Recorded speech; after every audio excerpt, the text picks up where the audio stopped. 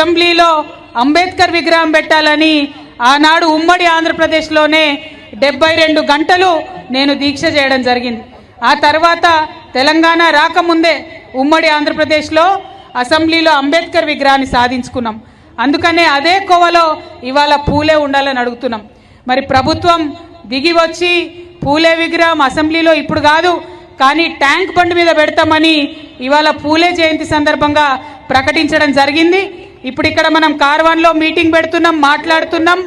ఇదే టైంలో తెలంగాణ ముఖ్యమంత్రి గారు అక్కడ ట్యాంక్ బండ్ మీదకి వెళ్ళి స్థలాన్ని కూడా పరిశీలన చేయడం జరిగింది.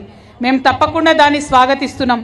పూలే బొమ్మలు ఎన్ని ఉంటే అంత మంచిది, కానీ ఉండాల్సిన చోట కూడా తప్పకుండా ఉండాలి. అసెంబ్లీలో ఖచ్చితంగా ఉండాలి. అసెంబ్లీలో పూలే విగ్రహం పెట్టేంత వరకు కూడా